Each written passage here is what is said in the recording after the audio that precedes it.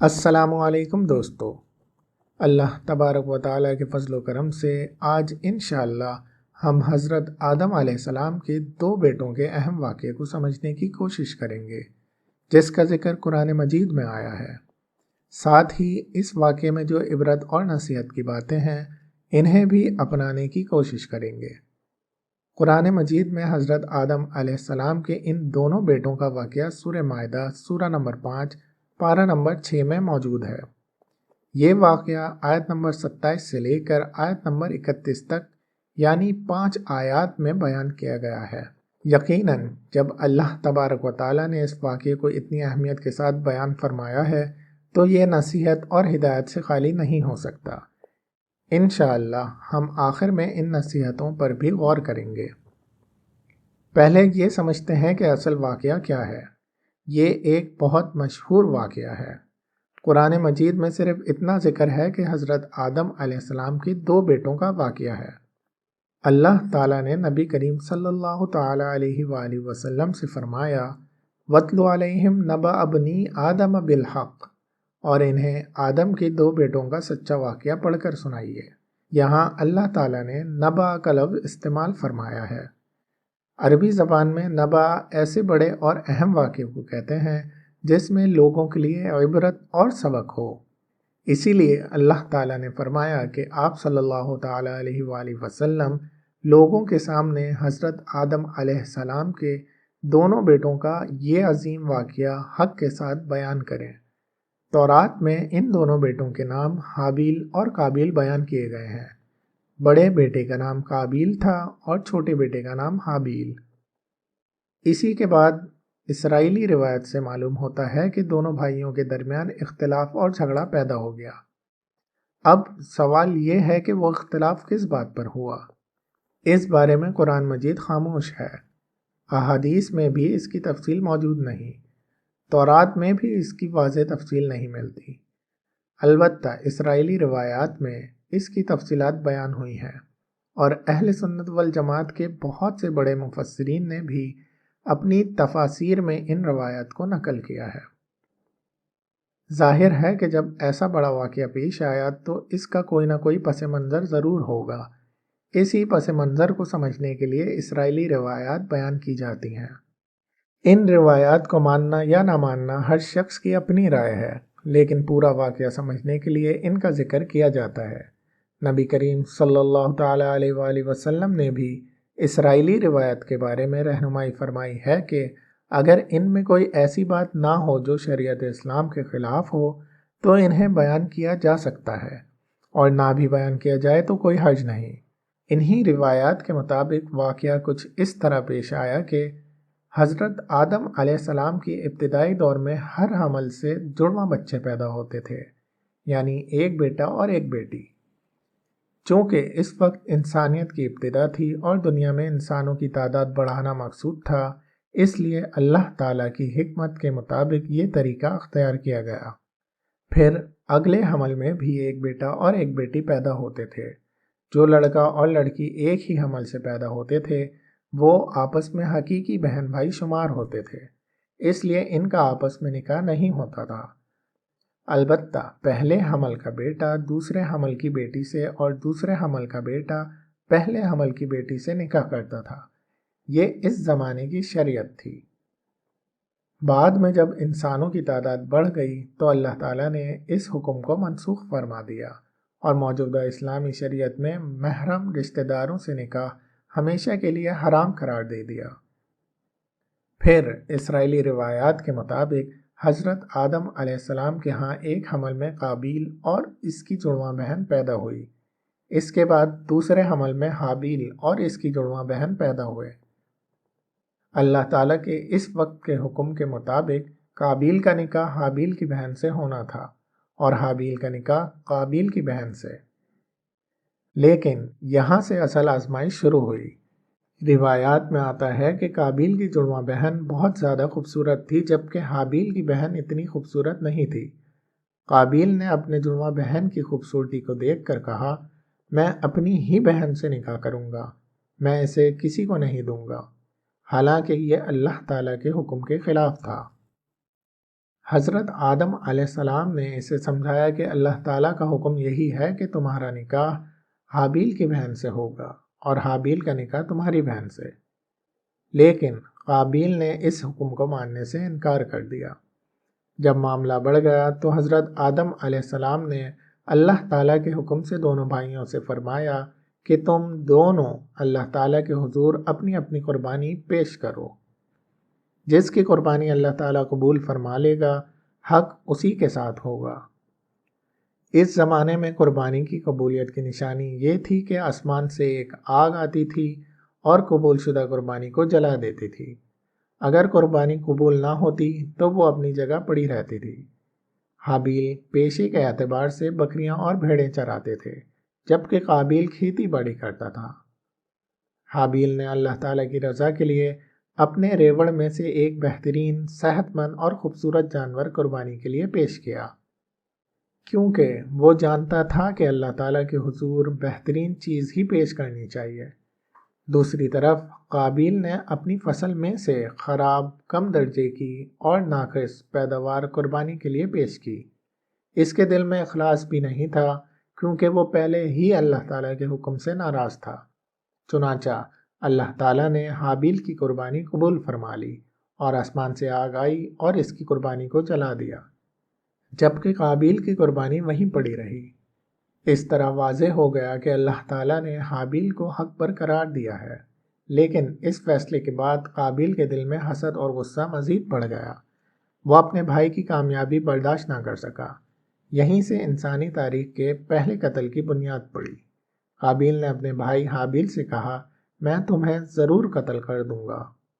حابیل نے انتہائی سکون اور اللہ پر بھروسے کے ساتھ جواب دیا، اللہ تعالیٰ تو صرف متقی لوگوں کی قربانی قبول فرماتا ہے، یعنی اگر میری قربانی قبول ہوئی ہے تو اس کی وجہ میری ذات نہیں بلکہ تقوی اور اللہ تعالیٰ کی اطاعت ہے۔ اگر تم بھی اللہ تعالیٰ کا حکم مانتے اور اخلاص کے ساتھ قربانی پیش کرتے تو تمہاری قربانی بھی قبول ہو سکتی تھی۔ اس کے بعد حابیل نے نہایت عظیم کردار کا مظاہرہ کرتے ہوئے فرمایا، اگر تم مجھے قتل کرنے کے لیے اپنا ہاتھ بڑھاؤ گے تب بھی میں تمہیں قتل کرنے کے لیے اپنا ہاتھ نہیں بڑھاؤں گا، کیونکہ میں اللہ سے ڈرتا ہوں جو تمام جہانوں کا رب ہے۔ حابیل کا مقصد یہ نہیں تھا کہ وہ اپنا دفاع بھی نہ کرے، بلکہ وہ اپنے بھائی کو یہ سمجھانا چاہتے تھے کہ ظلم کا جواب ظلم سے نہیں دینا چاہیے۔ وہ چاہتے تھے کہ قابیل اپنے ارادے سے باز آ جائے اور اللہ تعالیٰ سے ڈرے۔ پھر انہوں نے فرمایا، میں چاہتا ہوں کہ میرا اور اپنا گناہ تم ہی اپنے سر لے لو، پھر تم ہو جاؤ گے جہنم والوں میں سے، اور یہی بدلہ ہے ظالموں کا۔ لیکن قابیل کے دل پر حسد اور تکبر اس قدر غالب آ چکا تھا کہ اس نے اپنے بھائی کی نصیحت قبول نہ کی۔ قرآن مجید فرماتا ہے، فَطَوَّعَتْ لَهُ نَفْسُهُ قَتْلَ أَخِيهِ فَقَتَلَهُ فَأَصْبَحَ مِنَ الْخَاسِرِينَ۔ بالآخر اس کے نفس نے آمادہ کر ہی لیا اسے اپنے بھائی کے قتل پر، تو اس نے اسے قتل کر دیا اور ہو گیا تباہ ہونے والوں میں سے۔ پھر اس نے اپنے بھائی حابیل کو قتل کر دیا۔ اس کے ساتھ دنیا کی تاریخ میں پہلا قتل وقوع پذیر ہوا۔ اس ایک جرم نے صرف ایک انسان کی جان نہیں لی بلکہ انسانیت کے لیے ایک بہت بڑے فتنے کی بنیاد رکھ دی۔ اسی لیے نبی کریم صلی اللہ تعالیٰ علیہ وسلم نے فرمایا کہ جو بھی انسان ناحق قتل کیا جاتا ہے، اس کے خون کے گناہ کا ایک حصہ آدم کے بیٹے پر بھی ہوتا ہے، کیونکہ سب سے پہلے اسی نے قتل کی رسم شروع کی۔ حابیل کے قتل کے بعد قابیل سخت پریشان ہو گیا۔ اسے سمجھ نہیں آ رہا تھا کہ اپنے بھائی کی لاش کے ساتھ کیا کرے۔ اس سے پہلے دنیا میں کبھی کوئی انسان مرا ہی نہیں تھا، اس لیے دفنانے کا طریقہ بھی کسی کو معلوم نہیں تھا۔ اللہ تعالیٰ نے اپنی قدرت سے 2 کوے بھیجے۔ ان دونوں کووں میں لڑائی ہوئی۔ ایک کوے نے دوسرے کوے کو مار ڈالا، پھر زندہ کوے نے اپنی چونچ اور پنجوں سے زمین کھودنا شروع کی۔ اس نے ایک گڑھا بنایا اور مردہ کوے کو اس میں رکھ کر مٹی سے ڈھانپ دیا۔ اللہ تعالیٰ نے یہ منظر قابیل کو دکھایا تاکہ وہ سمجھ جائے کہ مردے کو کس طرح دفن کیا جاتا ہے۔ قرآن مجید میں ارشاد ہے، فبعث اللہ غرابا یبحث فی الارض لیربہ کیف یواری سوءة اخیہ قال یا ویلتا اعجزت ان اکون مثل هذا الغراب فاواری سوءة اخی فاصبح من النادمین۔ تو اللہ تعالیٰ نے ایک کوا بھیجا جو زمین کریدنے لگا تاکہ اللہ اسے دکھا دے کہ اپنے بھائی کی لاش کو کیسے چھپائے۔